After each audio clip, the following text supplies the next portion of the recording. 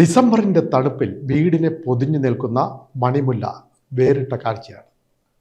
ചേർത്തലയ്ക്കടുത്ത തുറവൂരിൽ നിന്നുള്ള ഒരു മണിമുല്ല കാഴ്ചയിലേക്ക്.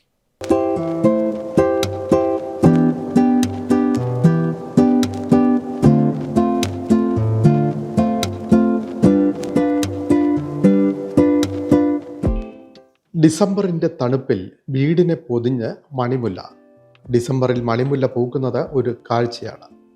ചേർത്തല തുറവൂരിലെ 4-ാം വാർഡിൽ മുട്ടത്ത് പറമ്പിൽ ശശിധരൻ ആചാര്യയുടെയും സരസമ്മയുടെയും വീട്ടിൽ മനോഹരമായ കാഴ്ചയൊരുക്കുകയാണ് മണിമുല്ല. കാർപ്പൻ്ററായ ശശിധരൻ ആചാര്യയുടെ മകൻ ബിജുവിന് വീടിനടുത്തുള്ള സുഹൃത്ത് ദീപക് നൽകിയതാണ് മണിമുല്ല. ആരെയും ആകർഷിക്കുന്ന വിധം പൂത്തുലഞ്ഞ് വീടിൻ്റെ മട്ടുപ്പാവിൽ നിറഞ്ഞ പ്രദേശമാകെ സുഗന്ധം പരത്തിയാണ് മണിമുല്ല നിൽക്കുന്നത്. ഇത് 2 വർഷം മുമ്പ് ഹസ്ബൻഡിൻ്റെ ഒരു ഫ്രണ്ട് കൊടുത്തിട്ട് നട്ടതാണ്. അപ്പോൾ അന്നേരമൊന്നും പൂവായിട്ടില്ല. ഇപ്പോഴാണിത് പൂവായത്. ഇപ്പോൾ മുല്ലയുടെ ഒരു ഇനത്തിൽപ്പെട്ടതാണ് പറയണത്. പക്ഷേ സ്മെല്ല് കുറച്ച് ദൂരെ നിന്നാലാണ് സ്മെല്ല് അറിയുന്നത്. കാണാൻ നല്ല ഭംഗിയുണ്ട്.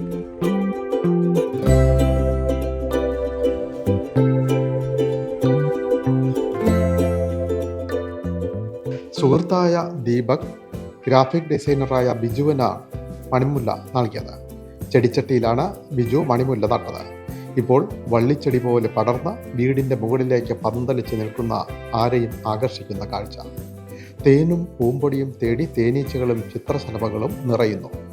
നട്ട് 2 വർഷം കഴിഞ്ഞ് ആദ്യമായാണ് പൂവിടുന്നത്. പൂത്തു നിൽക്കുന്നത് കാണുവാനും റീലുകളും ചിത്രങ്ങൾ എടുക്കുന്നതിനുമായി നിരവധി പേരാണ് എത്തുന്നതെന്ന് ബിജുവും ഭാര്യ രാരി ചന്തും പറഞ്ഞു. സാധാരണ മുല്ലയുടെ മണമില്ലെങ്കിലും മത്ത് പിടിപ്പിക്കുന്ന സുഗന്ധവും പൂക്കൾ നക്ഷത്രാകൃതിയിലുമാണ്. ക്രിസ്മസ് ജാസ്മിൻ എന്നും ഇത് അറിയപ്പെടുന്നു.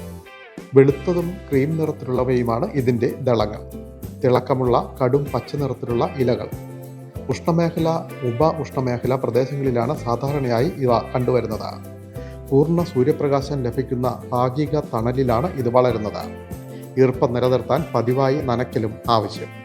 മുന്തിരിവള്ളി പോലെയാണ് വള്ളികൾ. വളർന്നു കഴിഞ്ഞാൽ കുറഞ്ഞ പരിപാലനം മതിയാകും. ശൈത്യകാല മാസങ്ങളിൽ പൂവിട്ട് തുടങ്ങും. വസന്തത്തിൻ്റെ തുടക്കത്തിൽ, അതായത് ഫെബ്രുവരി വരെ ഇത് പൂവിട്ട് നിൽക്കും.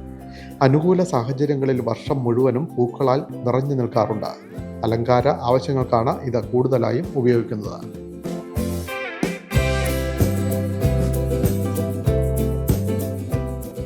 വിൻമീഡിയ, ചേർത്തല.